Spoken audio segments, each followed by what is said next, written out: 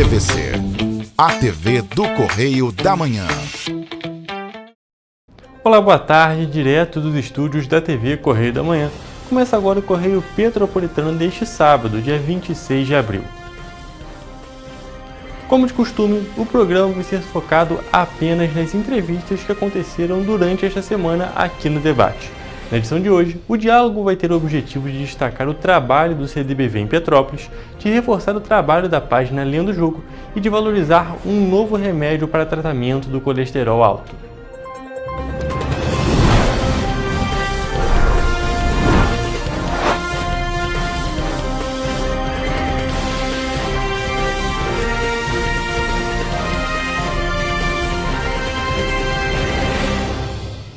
Correio Petropolitano Debate está de volta e estamos aqui com o Diogo Batista, que a gente vai conversar um pouco com ele sobre uma parceria do CDBV junto com a Universidade Estácio de Sá.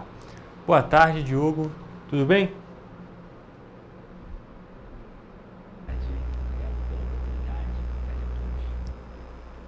A gente está tendo um pequeno probleminha aqui, mas daqui a pouquinho o Diogo já vai começar a conversar com a gente. E a gente vai conversar um pouco sobre essa parte da parceria com a Estácio. Diogo, você me escuta?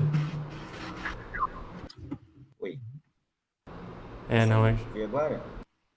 Escutando, Diogo, tudo bem? Boa tarde. Vou te pedir para a gente começar, por favor, para você se apresentar. Bom, primeiro agradecer a oportunidade de estar aqui mais uma vez para falar a respeito de voleibol. Para me apresentar, meu nome é Diogo, eu sou fundador do CDBV, sou treinador de vôlei e muito feliz de estar aqui para falar dessa parceria com a Estácio, que já é algo que a gente vinha buscando já há algum tempo e aí felizmente conseguimos iniciar esse convênio, um convênio que vai ser super produtivo para ambas as partes. Mas então, Diogo, também quero dizer que é muito bom te receber aqui, é sempre um prazer estar recebendo os diversos agentes das diversas modalidades da nossa cidade. Então, para a gente começar, antes da gente falar da parceria com a Estácio em si, você pode falar um pouco para a gente do CDBV? Claro. Então, o CDBV hoje é um centro de formação de atletas de voleibol voltado tanto para o lazer e a promoção da saúde, quanto para o alto rendimento. A gente conta com equipes de iniciação a partir dos 9 anos, e categorias de competição desde o pré-mirim, que seriam meninos e meninas ali de 11, 12 anos, até as categorias adultas. Nossa categoria de base, praticamente toda, disputa a Liverge, que é a Liga de Voleibol do Estado do Rio de Janeiro. Os nossos adultos disputam o Campeonato Municipal, organizado pela Liga Petropolitana. E hoje o CDBV conta com 2 centros de treinamento, um na Praça Pasteur, que é o Coronel Veiga Futebol Clube, tem sido nosso parceiro aí desde o início, em 2021. E agora também a gente conta com a Casa de Portugal de Petrópolis, aqui no Quitandinha, para a gente poder ampliar, né, o alcance dos nossos treinos e desenvolver um trabalho direcionado tanto para a formação, para o lazer, quanto também para a competição. Diogo, você falou justamente sobre o início, que foi lá em 2021, que você já está com essa parceria desde 2021. Mas o CDBV surgiu em 2021. Conta pra gente um pouco da história. Como é que surgiu o CDBV? Como é que surgiu essa ideia do centro de treinamento? Sim, surgiu em 2021. Eu, no final de 2020, me desliguei da equipe que eu treinava lá no Rio de Janeiro e acreditei, né, que eu ia conseguir ficar algum tempo afastado do vôlei para descansar, mas não consegui, né? É algo até mais forte do que eu mesmo, assim, esse amor pelo vôlei, pelo esporte, por estar ajudando a transformar a vida das pessoas através do esporte.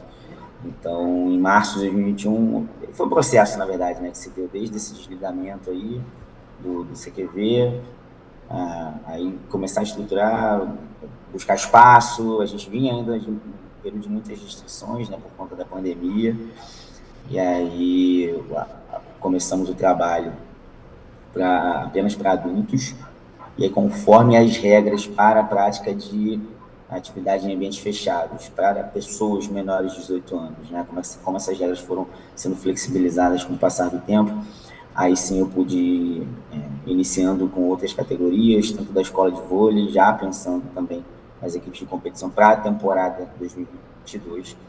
Mas o CDBV é um projeto da minha vida, vamos falar assim, né?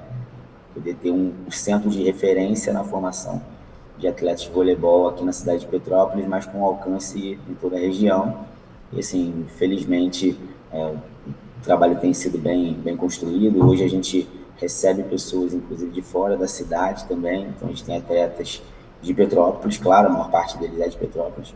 Mas a gente tem algumas pessoas que vêm de Caxias, que vêm de Piabetá, Magé. Temos atletas até de Cachoeira de Macacu agora, Rio de Janeiro também. Então, a gente tem pessoas de toda a região aqui buscando a nossa equipe para poder se desenvolver dentro do voleibol. E quando você começou? Você me disse que você começou logo depois que você se desligou de uma outra equipe.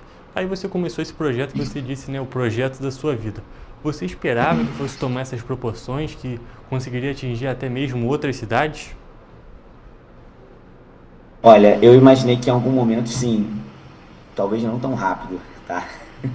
Mas sim, eu sempre busquei fazer o meu trabalho com muita atenção, com muito cuidado ao desenvolvimento dos atletas, né? Com essa preocupação em poder oferecer sempre os melhores estímulos para que eles pudessem se desenvolver dentro do talento de cada um, né? Então, o meu objetivo sempre foi esse mesmo, de fazer o melhor, de buscar, de fato, ser uma das referências na região, aqui no interior do estado, na formação de atletas de vôlei. Sempre foi meu objetivo, realmente. E é muito bom a gente ver que o objetivo, né, que a gente não pode mentir, não. É um objetivo grande, não é aquele primeiro objetivo, não, já é um objetivo maior. E é bom a gente ver que realmente está sendo realizado, está sendo concretizado, porque realmente o CDBV, a gente já vê que você está precisando de 2 centros de treinamentos, é que realmente a demanda está sendo grande e realmente está sendo um grande sucesso. E nesse caminho, desde 2021, principalmente por conta dessa questão da pandemia, surgiram muitos desafios aqui na cidade para conseguir realizar todo esse projeto? Ah, sempre, né? Trabalhar com esporte, e aí não é uma exclusividade de Petrópolis, não, cara. Acho que é um contexto nacional mesmo. É sempre muito difícil você trabalhar com esporte, iniciação esportiva, a competição. A gente sabe que todo esporte que envolve competição, ele envolve custos muito altos, então em relação a buscar apoio, patrocínio, o fato da gente ser uma cidade do interior e disputar um campeonato estadual, que tem um alcance obviamente gigantesco, mas que as competições elas acontecem prioritariamente na cidade do Rio. Isso tudo para a gente aqui já aumenta bastante os custos, né, de deslocamento, enfim, fora a inscrição de campeonato. Eu acho que assim, no início, a grande dificuldade foi justamente de você ter uma captação de atletas significativa, né? Então, assim, vou dar um exemplo aqui, a primeira seletiva que eu fiz tinha 12 inscritos, nessa última a gente bateu 200, levando em consideração todas as categorias, claro. Então, assim, é um processo de fazer as pessoas entenderem que o esporte de competição, ele demanda todo esse processo de seleção, que não é fácil para quem seleciona, né? Não é fácil para quem participa, também. Então, você ser um atleta de competição abrir mão de muitas coisas. Então, abrir mão de, às vezes, estar numa festa com os amigos, porque tem treino ou porque tem jogo, organizar a sua rotina de estudo diferente para não perder o treino e também não ser prejudicado na escola. Então, assim, são as dificuldades que o esporte ele nos traz, de fato, né? Mas, assim, particularmente, mesmo com todas essas dificuldades, eu acho não, com toda certeza, eu batalharia por isso novamente, faria as coisas que eu fiz, de fato, para poder sempre oferecer o melhor para os meus atletas. É muito bom a gente ver que realmente são diversos desafios, mas que é um trabalho que é muito grande, muito árduo, tanto para você, claro, organizando essa parte toda, mas também para os atletas, mas que vem trazendo retorno, né? Porque só de vocês estarem conseguindo disputar competições estaduais e também municipais já é realmente um passo muito grande, porque apesar de ser uma competição municipal, ainda tem todo um trabalho até chegar lá, não é mesmo? Com certeza, e demanda muito planejamento, dedicação dos atletas e dos profissionais envolvidos, então é uma satisfação muito grande. São muitas dificuldades, claro, né? Mas a satisfação de você ver um atleta atingindo um determinado objetivo, ou você ver o esporte transformando a vida daquela pessoa, isso, cara, isso compensa tudo, sabe? Essa satisfação de ver a transformação daquele jovem que está ali, ou até adulto mesmo, isso realmente essa é a grande vitória do esporte. Você falou a palavra satisfação e eu queria justamente te perguntar, vendo toda essa luta que foi, vendo todo o trabalho, todo o planejamento que é necessário, os desafios e vendo onde que você chegou. Agora numa pergunta mais pessoal, como que você se sente vendo tudo isso que esse trabalho trouxe para você? Como você vê como é que você consegue enxergar, como é que você se sente quando para pensar nisso tudo que o CDBV já alcançou? Muito feliz por poder contribuir para a vida de tantas pessoas. Esse é o sentimento. É claro que quando a gente fala de competição, de esporte, é muito legal você chegar e ver a estante cheia de troféus, de medalhas. Isso é muito legal, mas poder olhar para cada um daqueles símbolos, por exemplo, né? Que a medalha é um símbolo, o troféu é um símbolo, e pensar em tudo que foi feito para se chegar até ali, né? Tudo que os atletas e a comissão técnica também, claro, tudo que a gente viveu ali naquele processo, sabe? Cada transformação, cada dificuldade, seja uma atleta que não consegue bater uma bola china, por exemplo, e ela conseguiu chegar naquele ponto ali naquela competição e conseguiu passar essa dificuldade e evoluir, até uma questão de entrosamento, de desenvolvimento de um atleta que é um pouco mais introspectivo e aí consegue interagir um pouco mais, e fora, assim, a questão da oportunidade, né? Aquela pessoa que de repente não tem tanta oportunidade na vida mesmo, né, de uma maneira geral, e ver o esporte como uma alternativa para ela, de fato, se sentir boa em alguma coisa, né? A gente sabe como isso interfere diretamente na confiança, na autoestima da pessoa, no desenvolvimento dela, obviamente. Então, eu acho que o sentimento é esse, de alegria, de muita gratidão a todos que confiam no meu trabalho, dos profissionais que atuam comigo, sabe? Eu acho que o sentimento é esse, de muita alegria por poder contribuir para a vida de tantas pessoas. Você falou inclusive sobre contribuir para a vida das pessoas, sobre transformar, agora não falando especificamente sobre o vôlei, mas o esporte no geral, ele tem esse poder, não é mesmo, de dar oportunidades e de transformar as vidas das pessoas. Com certeza, com certeza.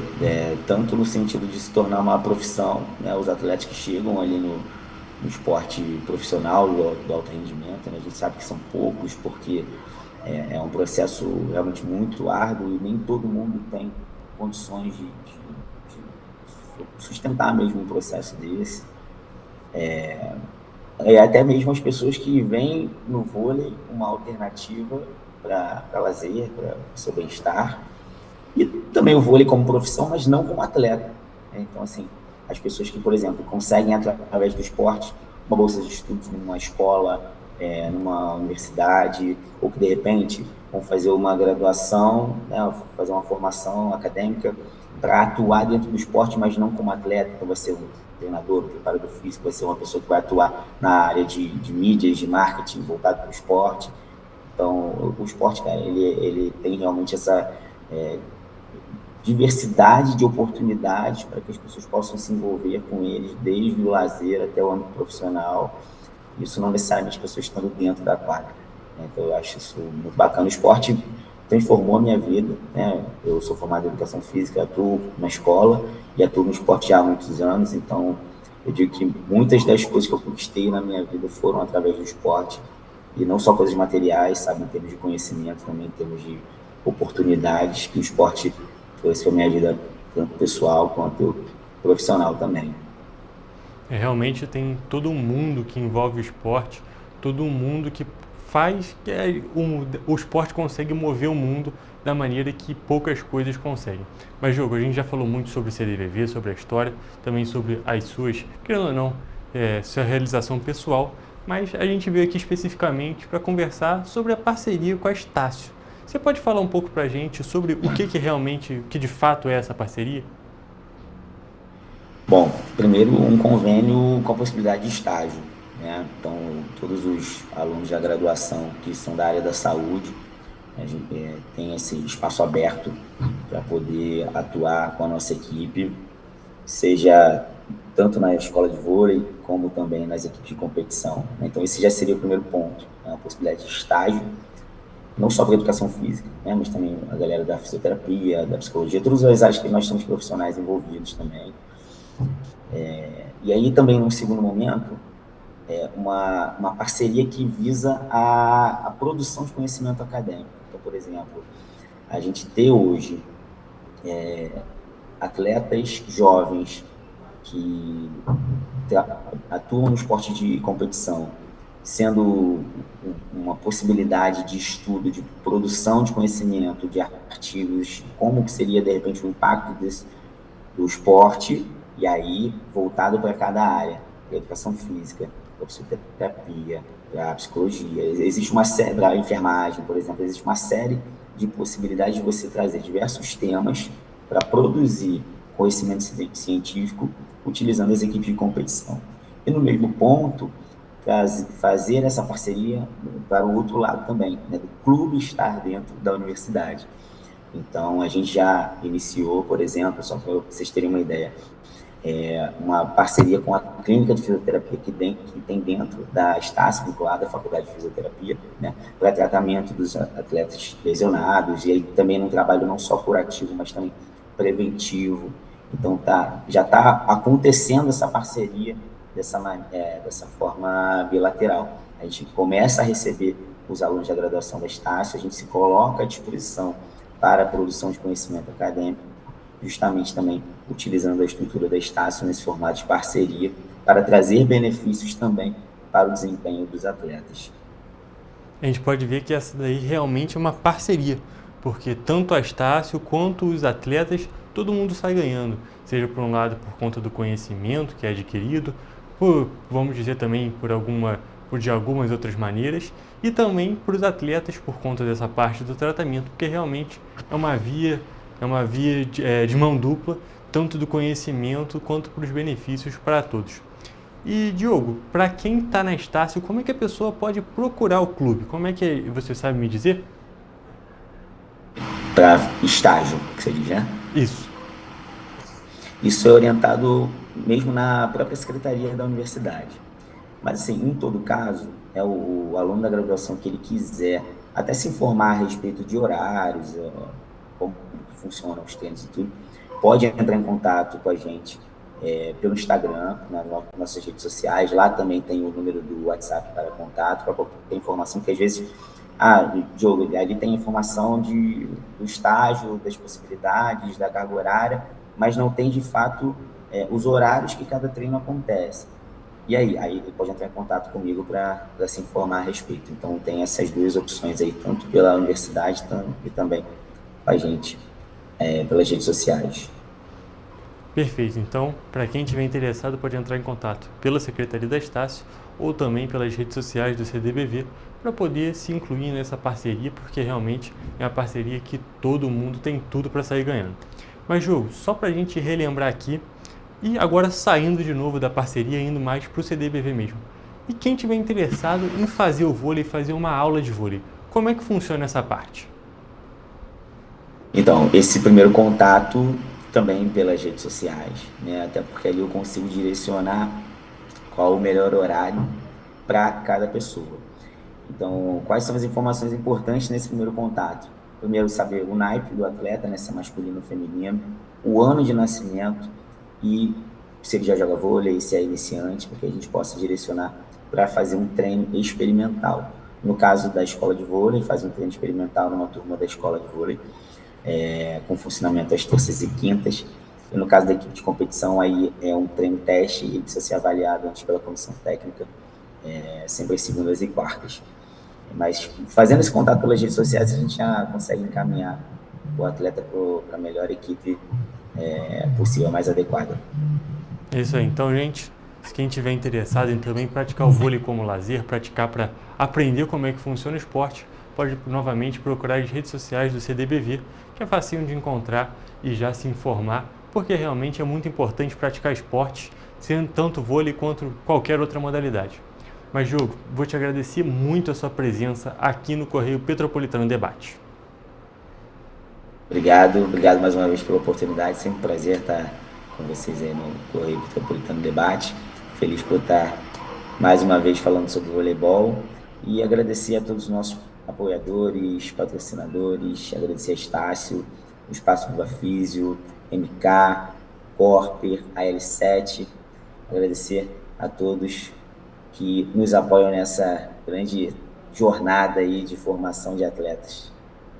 É realmente um grande prazer e é muito bom a gente ver o esporte petropolitano que está atingindo até mesmo outras regiões do estado, sendo fomentado e fazendo muito sucesso. Mais uma vez, muito obrigado, Diogo, e a gente encerra assim a nossa entrevista.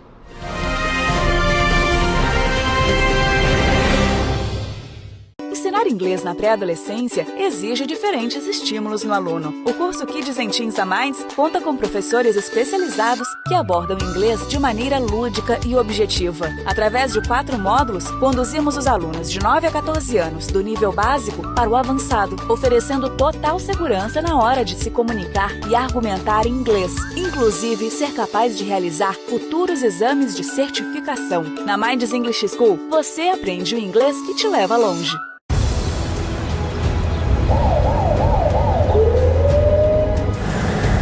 O governo do estado do Rio já investiu mais de 8 bilhões na saúde.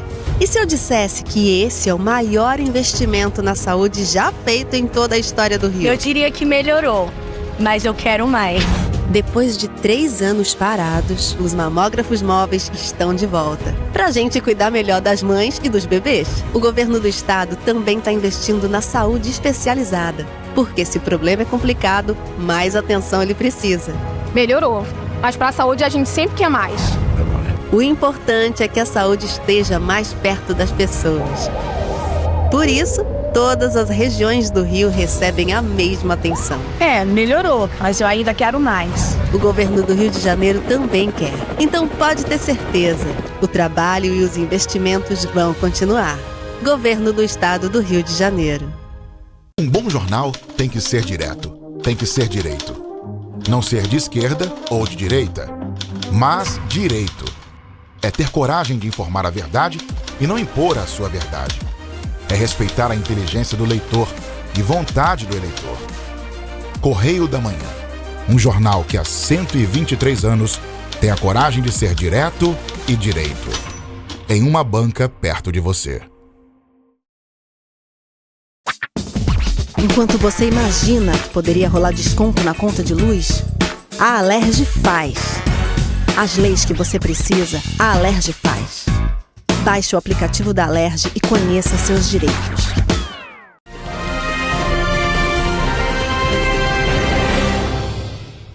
Correio Petropolitano Debate está de volta e estamos aqui com o Kaique Teles, que vai conversar um pouco com a gente sobre a página Lendo o Jogo. Kaique, boa tarde, tudo bem? Pode se apresentar, por favor? Boa tarde, Hugo. Primeiro, muito obrigado pelo convite. Um prazer estar aqui falando sobre algo que é muito caro para mim, que é o meu trabalho, onde eu falo sobre futebol de uma forma profunda, de uma forma respeitosa, que é o que eu sempre busquei seguir, e poder estar aqui hoje conversando contigo sobre isso é muito legal. Eu sou o Kaique, eu curso jornalismo, tenho uma página sobre futebol no Instagram, onde eu analiso ali o futebol de diversas formas, diversas perspectivas, mas sempre seguindo uma linha ali principal, que é o respeito com o atleta, o respeito com o futebol, que eu sempre respeitei muito e amei muito, então eu trato de olhar com um carinho muito grande para aquilo. Então acho que essa é a minha linha principal, e ali eu escrevo textos, gravo vídeos, falo sobre futebol europeu, futebol brasileiro. O futebol, ele foi uma forma muito grande de eu me conectar com o mundo, então eu sempre prezo por esse respeito e por essa profundidade para falar do jogo. Para a gente começar, vamos começar realmente do começo. Como que você começou, falando mais uma vez, essa página, como que surgiu essa ideia? Então, eu sempre tive uma única certeza. Quando eu saio do ensino médio, sempre tem aquela pressão do que você vai fazer, e eu tinha muita dúvida em relação a isso, do que eu vou escolher, mas a minha única certeza que eu tinha era o futebol. Então, qualquer forma de eu me conectar com o futebol seria o meu futuro. Eu via muito dessa forma. E a página aparece assim.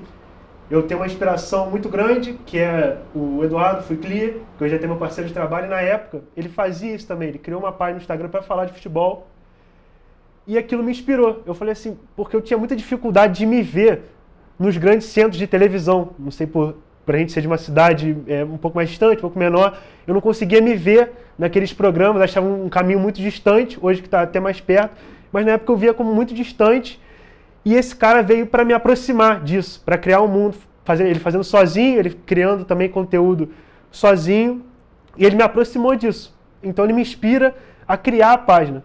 Aí a partir disso eu crio a página ali em 2019, começo a ter uma frequência maior na pandemia, que ali eu tenho mais tempo para fazer, apesar de não ter futebol inicialmente, eu tinha mais tempo para escrever textos, para pensar futebol, então ali eu começo a engrenar esse projeto e eu tomo um amor gigante por aquilo, que sempre foi minha linha de escrever muito sobre futebol, eu tomo uma paixão muito grande por escrever, então como eu te falei no começo, eu começo a me conectar com coisas diferentes de mundo a partir do futebol.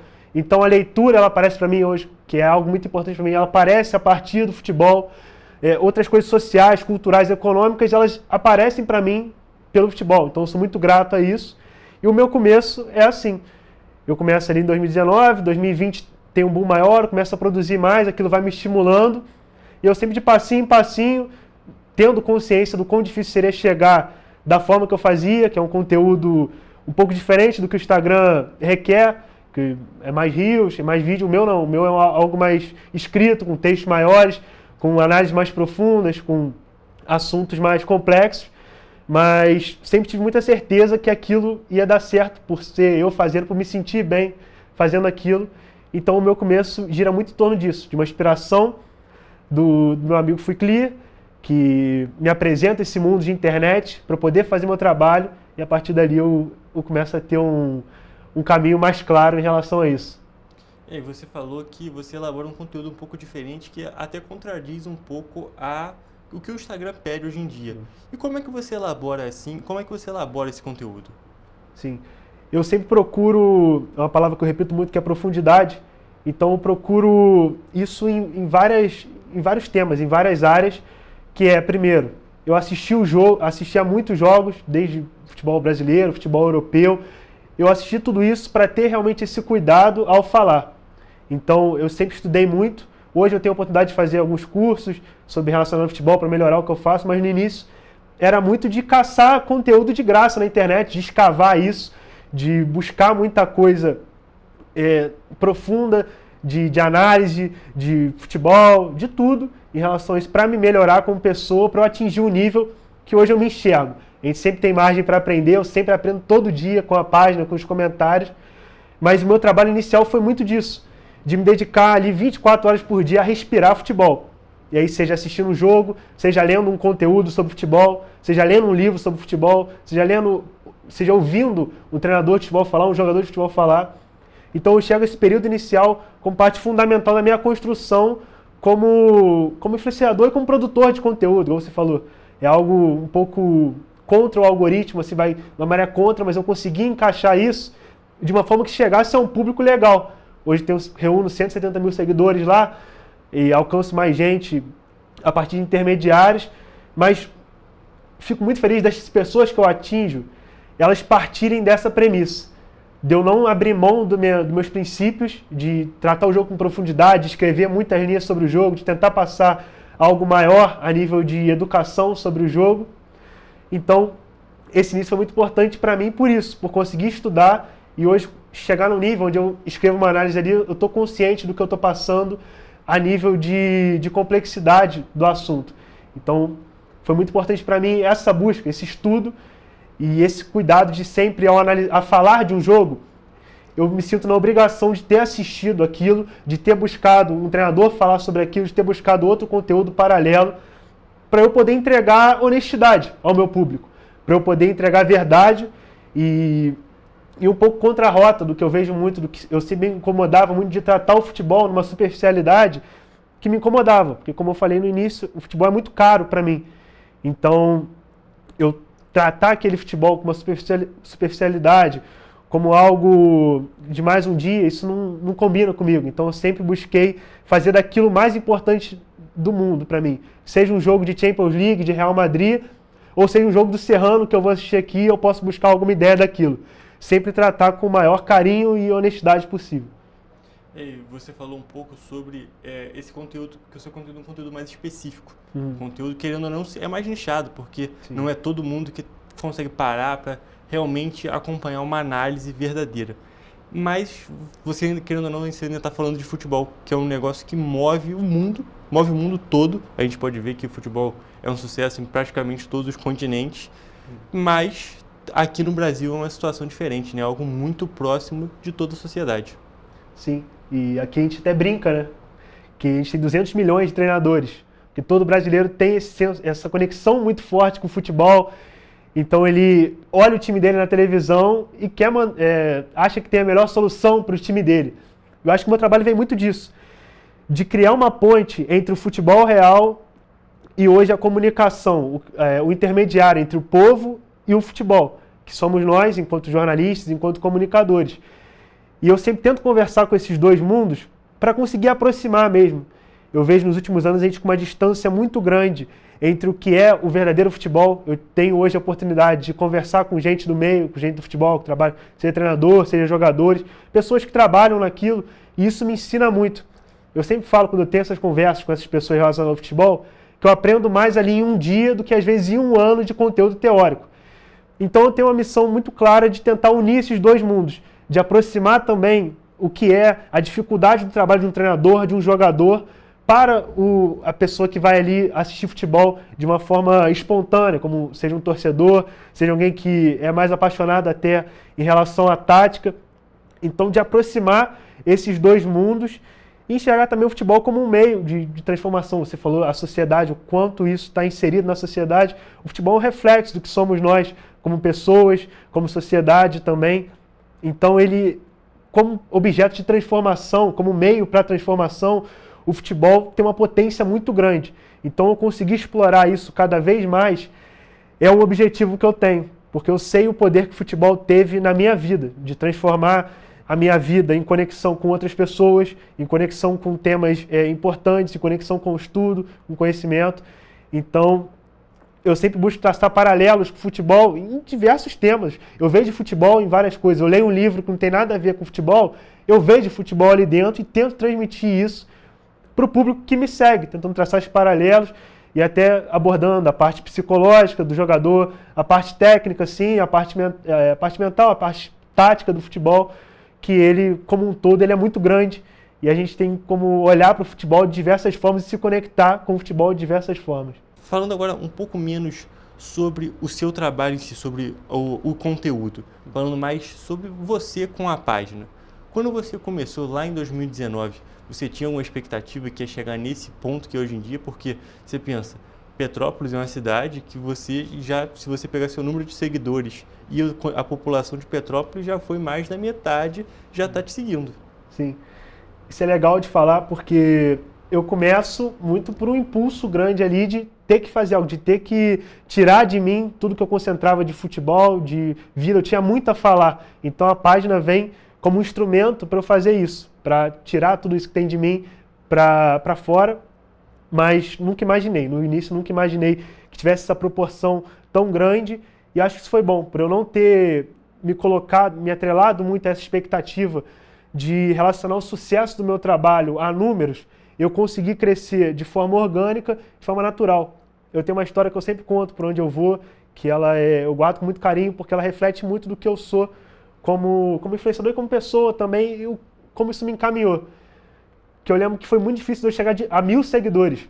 A gente até brincava lá em casa, eu com minha mãe, e falou, pô, chegar a 1.000 seguidores, aí eu estourei, aí acabou, eu vou estar num nível de sucesso muito grande quando eu tiver 1.000 seguidores. Então aquilo era um apelo muito grande, até lá em casa, quando foi se aproximando, demorou muito, deve ter demorado mais de um ano, mais de 2 anos assim, para eu alcançar essa meta.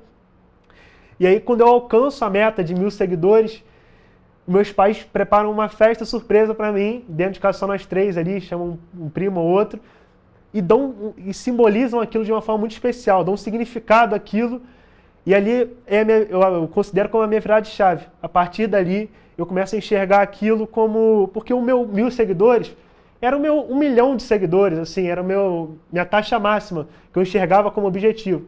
Então, quando eu alcanço aquilo, mesmo que hoje seja uma marca menor, assim, pequena, que eu alcance num tempo menor, aquilo significou bastante. Aquilo foi meu maior motivador, foi meu maior combustível para fazer realmente virar. Quando eu chego aos 1000 seguidores, eu falo, isso aqui que eu quero para minha vida, isso que faz sentido para mim, enquanto Kaique, enquanto produtor de conteúdo, jornalista, enquanto influenciador. Então essa é uma virada de chave para mim, por esse objetivo, de alcançar algo dessa forma e também de ver o número dessa maneira, dessa perspectiva. Porque para mim é muito legal ter mais de 170 mil seguidores, de alcançar números muito grandes, de hoje ser reconhecido em alguns lugares. Mas é mais legal ainda saber quem está entre esses nomes ali, quem está entre esses seguidores.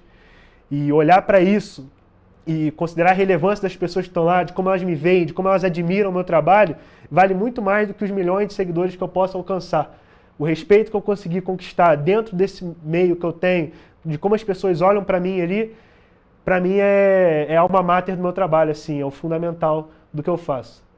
E você falou também nesse assunto que uma das principais, a sua principal inspiração foi o Fui Clear.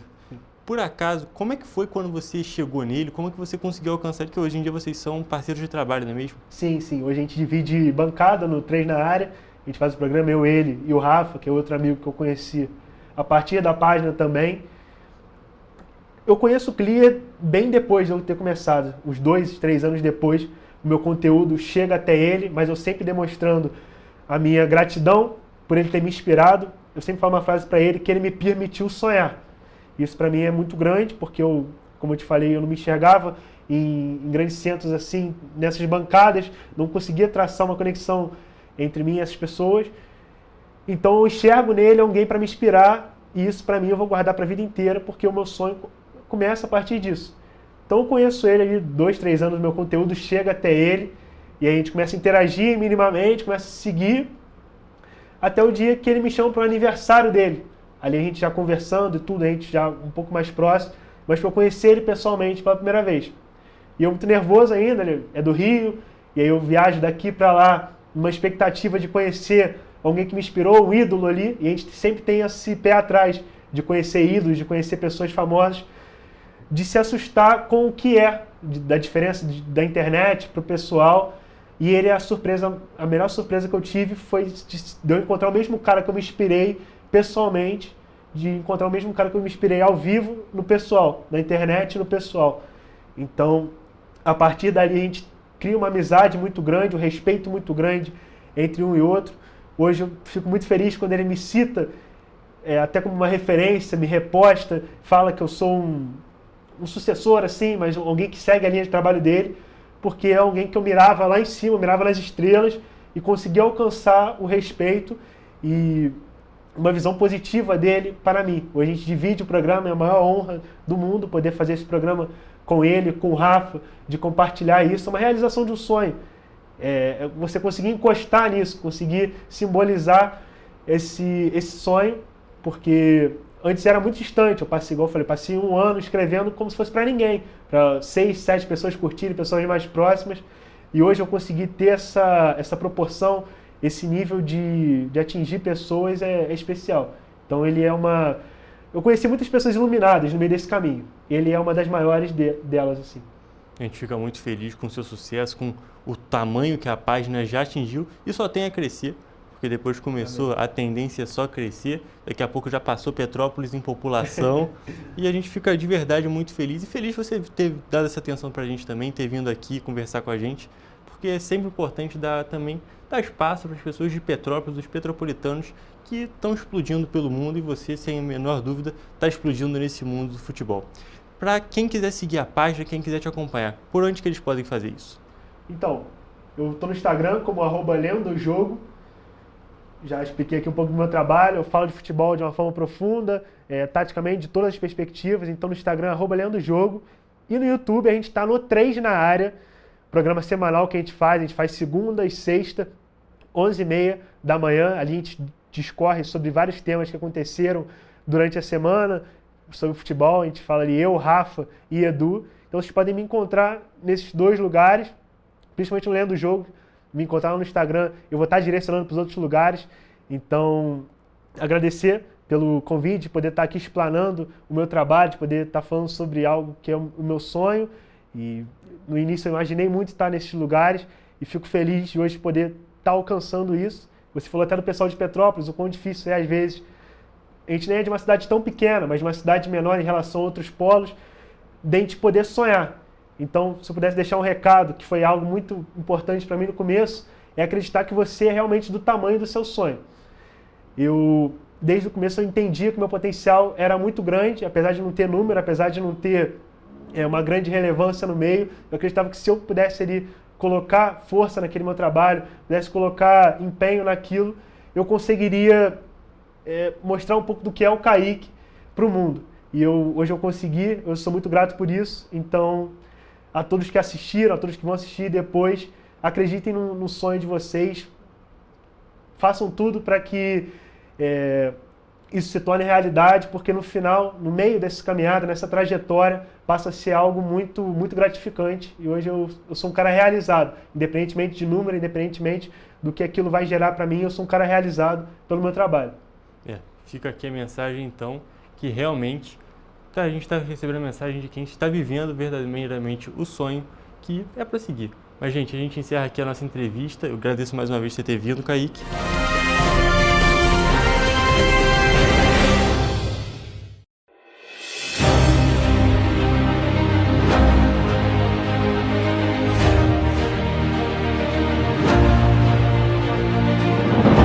Não é jornalismo de direita, é jornalismo direito.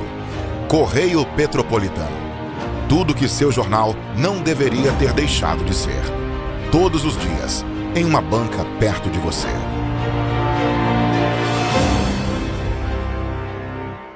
Esse aí sou eu, há 18 meses estudando inglês.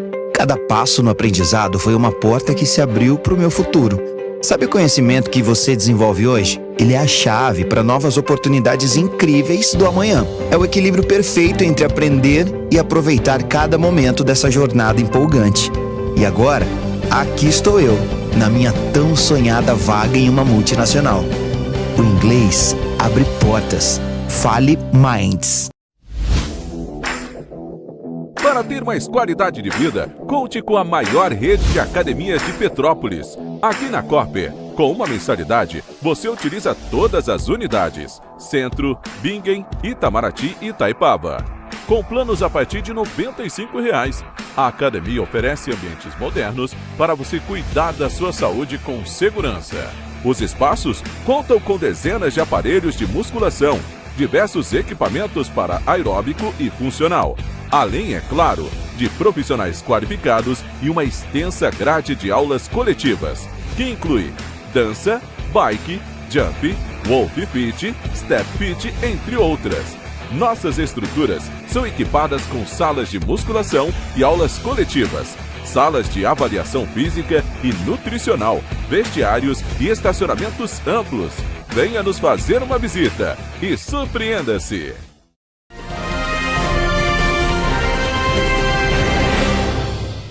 Olha, gente, o Correio Petropolitano Debate está de volta e estamos aqui ao vivo com o Dr. Tayene Quintela, que vai conversar um pouco com a gente sobre um remédio que acabou de ser aprovado pela Anvisa. Boa tarde, doutor, tudo bem? Por favor, pode se apresentar? Eu sou cardiologista, especialista em arritmias cardíacas e trabalho em Petrópolis já há algum tempo, no Santa Teresa, enfim. Doutor, um prazer sempre te receber aqui no Correio Petropolitano Debate. É a primeira vez que eu te recebo, mas você já veio outras vezes. A gente veio confirmar especificamente sobre um remédio para colesterol alto que foi aprovado pela Anvisa. Você pode falar um pouco para a gente sobre esse remédio? Sim, recentemente, recebeu autorização no Brasil uma substância que, por questões de compliance, de não ter propaganda, eu vou falar o nome da substância, que é o ácido bempedóico associado a ezetimiba, que é uma medicação que já era utilizada fora do país para abaixar o colesterol naqueles pacientes que têm ou doença genética, que é a hipercolesterolemia familiar, ou alto risco cardiovascular e que não atinge a meta de LDL, que é desejado. Esse remédio principalmente foi indicado nos pacientes que não toleram a dose de estatina recomendada, que é a medicação clássica atual, ou que mesmo na dose máxima não chega aos níveis que a gente precisa. Por exemplo, um paciente que já teve um infarto, que já teve um AVC, que tem uma obstrução arterial nas pernas, por exemplo, a meta de LDL é menor do que 50, e isso é muito difícil de atingir. E aí essa substância nova, que é o ácido bempedoico associado à ezetimiba, promete chegar nesses resultados com mais facilidade ou menos dificuldade do que a gente tem, né? É uma medicação muito nova que a gente está bastante animado. E falando de um ponto de vista um pouco mais pessoal, como que você recebeu a informação dessa aprovação? Você acha que é algo positivo para a saúde pública aqui do Brasil ou que pode ter algum problema? Como que você enxerga essa aprovação? Considerando que a expectativa em torno dessa substância já tem pelo menos uns 2 ou 3 anos que os estudos estão cada vez mais fortes fora do Brasil, a expectativa era muito grande. A gente fica bastante animado, porque o que a gente tem de experiência fora e dos estudos todos mostram que é um resultado muito bom à custa de baixos efeitos colaterais ou de baixo risco. E é uma medicação para ser tomada por via oral, é um comprimido, que facilita um pouco. Hoje, a gente tem medicações muito boas que são injetáveis num custo alto. Essa medicação, se ser um comprimido com um custo mais baixo, talvez tenha um acesso melhor à população. E a gente tem que lembrar que a doença aterosclerótica, ou seja, o acúmulo de gordura nos vasos sanguíneos, e as complicações dela, principalmente o AVC e o infarto, são a principal causa de mortalidade com números assustadores. Então, se a gente consegue utilizar um remédio que diminui um dos principais fatores de risco dessas doenças, é bastante animador. Sem dúvida nenhuma. Realmente a gente se acompanha há muito tempo já falando sobre o tamanho do problema, que é a questão do nível do colesterol alto. É uma das poucas coisas que a ciência vai avançando e sempre é tratado como um problema muito grande da saúde pública. E, doutor, você falou um pouco que tem são baixos níveis de, como é que se diz? De efeitos colaterais. Efeitos colaterais, exatamente, muito obrigado. Os níveis de efeitos colaterais são bem baixos. Tem algum efeito colateral que já é conhecido ou é algo que ainda está numa fase um pouco mais experimental, que ainda não sabe exatamente o que pode gerar na pessoa que consome? Na verdade, já estão conhecidos sim, mas o que mais chama a atenção nesse caso é a colateral das estatinas. As medicações mais tradicionais, assim, vastatina, rosuvastatina, atorvastatina, que são excelentes dentro do que se propõe, tem como efeito colateral a dor muscular, a dor articular, que é um fator limitador bastante importante. E essa medicação, por atuar na mesma via metabólica, ou seja, no mesmo caminho celular, mas numa etapa diferente, ela consegue não ter esses efeitos colaterais que são a dor muscular, a dor articular, que é o maior benefício. Existem algumas outras alterações discretas, descritas como efeito colateral, como alteração de alguns exames de sangue.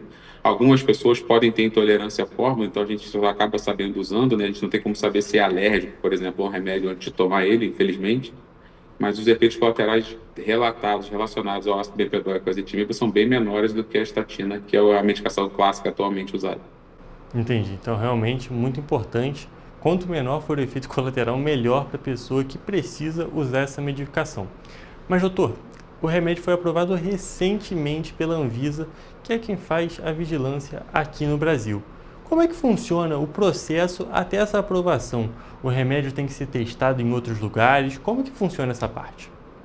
Basicamente, uma medicação para começar o uso clínico, ela já tem estudos de viabilidade clínica e farmacológica há anos, assim, pelo menos 10 anos de estudos que vem acontecendo. No Brasil, isso não é uma regra, mas por definição a gente acaba recebendo medicações para ser aprovado no Brasil que já receberam aprovação do FDA, né, que é a reguladora americana, ou da mesma reguladora europeia, que agora me fugiu o nome, CE Mark, que é na Europa. Se essas duas medicações já foram aprovadas no cenário europeu ou no cenário americano, geralmente a gente tem uma facilidade maior para aprovar no Brasil, porque a Anvisa segue as regras muito parecidas, né? Não é que a gente precisa de autorização fora, é que se já tem autorização fora, que o caminho pode ser um pouco mais fácil. E aí todos os estudos clínicos, farmacológicos, lá da fase inicial in vitro, passando por resultados maiores, e depois do teste em humanos, que são estudos controlados, randomizados, que a gente vai com milhares de pessoas ao redor do mundo, inclusive o Brasil participou de um pedaço desse estudo já há algum tempo atrás. Aí sim, quando a gente tem dados de segurança e eficácia suficiente, essa medicação pode ser submetida à aprovação para uso clínico no dia a dia do médico, né? Por enquanto, não. como tem menos de 2 meses oficialmente, né, que a Anvisa liberou e agora está em fase final de comercialização, enfim, questões burocráticas para logo, acredito que no início do segundo semestre, no máximo, já está nas farmácias. Não tenho essa informação precisa para te dar, mas é geralmente esse tempo que demora. Eu ia te perguntar exatamente isso, porque a gente teve a aprovação pela parte da Anvisa e como que funciona agora esse passo, o que de fato, para a população ter acesso a esse medicamento, tem algum processo no meio, ou como você já disse que não, mas só para a gente deixar isso bem destacado, como que agora faz, há quanto tempo mais ou menos, como que funciona para a população, para isso chegar efetivamente para a população? Eu posso estar falando alguma coisa não 100% retilínea, porque não é a minha área. Um profissional da área de farmácia ou da própria Anvisa sabe mais do passo a passo. Mas, basicamente, uma medicação, primeiro, ela tem que se mostrar segura e eficaz e preencha os critérios básicos. Ter sido testada com estudos clínicos internacionais, com os parâmetros muito bem delimitados. Esse é o primeiro passo. A Anvisa já reconheceu que a medicação é válida e que ela pode ser usada em território nacional. Depois disso, tem algumas questões de mercado, por exemplo, precificação, padrão de bula, padrão de propaganda, que a empresa que vai comercializar no Brasil tem que se adequar às regras da Anvisa para depois ser disponibilizado nas farmácias aí para comercialização normal. Entendido. E doutor, você é especialista, você é cardiologista e arritmologista. Existem efeitos positivos ou negativos esperados para o coração com o uso dessa medicação? Sim, o controle do colesterol trata basicamente a principal causa dos problemas cardíacos, que são a doença aterosclerótica, né, que é a maior mortalidade cardiovascular. Se a gente lembrar que o acúmulo de colesterol e obstrução arterial é uma das principais causas do infarto, não única, mas uma das principais, e, consequentemente, o infarto é uma das principais causas de disfunção cardíaca, levando ou não a arritmias, se evitar que isso aconteça é bastante importante. Então, a gente tem diminuição de mortalidade, diminuição de morbidade, ou seja, de complicação relacionada à doença, e evita que a pessoa acabe tendo limitações, né? E pessoas menos doentes são mais produtivas no ponto de vista familiar, social, afetivo e econômico, né? A gente não limita a participação da pessoa no mercado. Se a gente lembrar, por exemplo, que o AVC, que também é uma doença que pode ter causa e tem a principal causa da doença aterosclerótica, é uma doença extremamente limitante que gera um transtorno na vida da pessoa, que pode ficar, por exemplo, incapacitada de se mover ou de se comunicar. A gente evitar esse tipo de coisa, tirando todo o ponto de vista social, afetivo, que é sempre importante, a gente permite que pessoas participem mais ativamente da sociedade, seja em todos os cenários, econômico, social, enfim. A gente garante mais qualidade de vida para as pessoas, né? A questão da qualidade de vida, a questão da saúde, é algo que sempre tem que estar em pauta, muito importante mesmo. E a gente vê então que realmente esse remédio vai, teoricamente pelo menos, trazer ganhos aqui para a sociedade. E para a comunidade médica, como que essa aprovação vem sendo vista? Sei que você já falou como você recebeu a notícia dessa aprovação, ficou feliz. E para a comunidade médica, você vê um avanço aqui na comunidade médica brasileira? Você vê que essa vai trazer benefícios para a situação da saúde? Acredito que sim, nos últimos 2 ou 3 anos, pelo menos, com muita naturalidade, muita frequência, vem se falando do ácido bempedoico e dos resultados extremamente animadores e otimistas que vinham se desenhando, né? E a cada ano que passa, os estudos vêm reforçando ainda mais o resultado positivo. O estudo CLEAR, que foi um dos últimos publicados a respeito do assunto, mostrou melhora da situação cardiovascular, diminuição de mortalidade, enfim, isso deu uma animada bastante importante, né? A gente está sempre em busca de novidades, né? A cardiologia depende muito disso. A gente está lidando com as principais causas de mortalidade no mundo inteiro, acima de quaisquer outros números de doença ou de não doença, como guerras, por exemplo. Morre muito mais. A gente teve... Oi? Não, perfeito. É que a gente teve um pequeno probleminha com a conexão, mas você estava dizendo que morrem muito mais pessoas por conta dessa questão da mortalidade, por conta dos problemas cardíacos, do que nas guerras, não é mesmo? Exatamente. Doença aterosclerótica e suas complicações têm uma mortalidade muito maior do que o número de guerra, que assim, é um absurdo, né? A gente não pode tolerar. Se a gente tem uma medicação que pode evitar, ou pelo menos diminuir que isso aconteça, isso é bastante animador. E há muito tempo que a gente vinha buscando mais novidades no tratamento do colesterol, e recentemente a gente teve o Inclisiran, que é uma medicação injetável que se faz de 6 em 6 meses, que é excelente, apesar de um custo muito alto ainda. e agora com essa nova medicação, com uma potência bastante alta, com resultado bastante animador, de fácil tomada e com um custo esperado, que a gente está esperando sair o preço oficial, mas aparentemente de melhor acesso, de mais fácil acesso, é bastante animador do ponto de vista cardiológico. E aí, do ponto de vista cardiológico e também do ponto de vista de toda a sociedade, é sempre bom a gente ver que os tratamentos efetivos sejam acessíveis para a população, porque a população realmente precisa muito e a saúde vai avançando cada vez mais e a gente fica muito feliz com esse avanço. Doutor, tem mais algum ponto que você queira destacar sobre esse medicamento ou sobre algum outro assunto?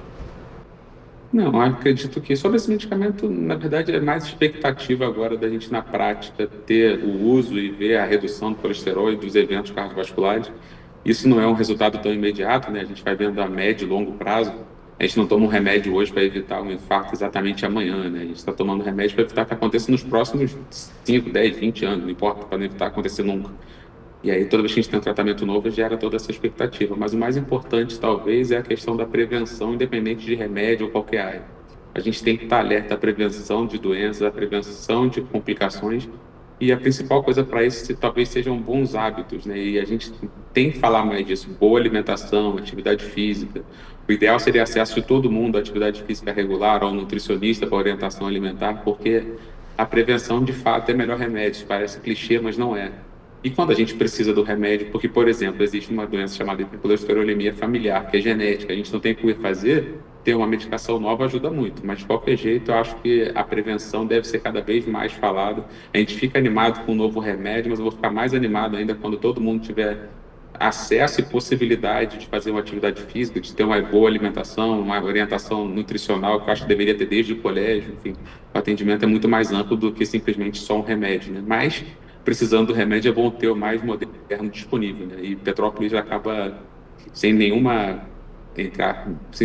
pretensão à cidade. A gente tem uma cardiologia bastante avançada em Petrópolis há muito tempo, né? A gente é destaque, graças a Deus, no cenário estadual como pioneiro em muitos tratamentos, sejam farmacológicos, seja intervencionistas.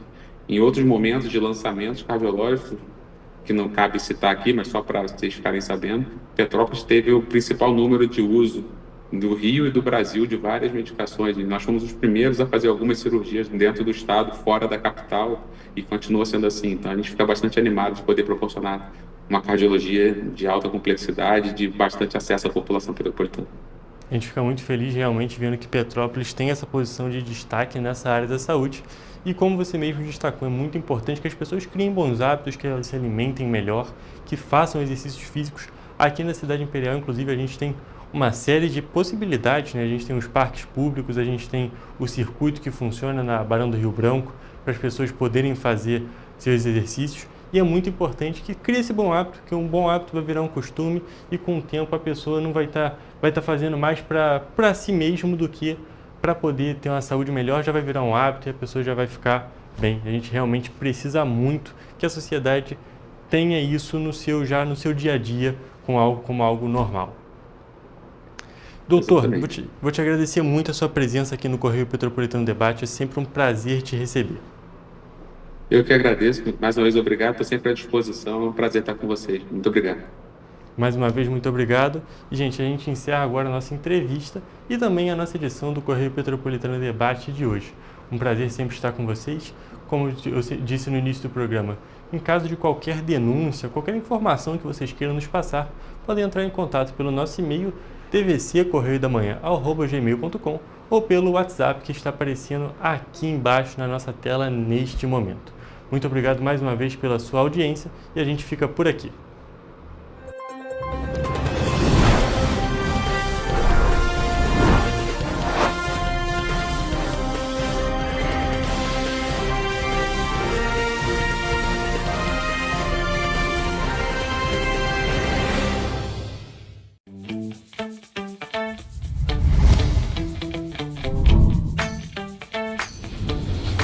TVC, a TV do Correio da Manhã.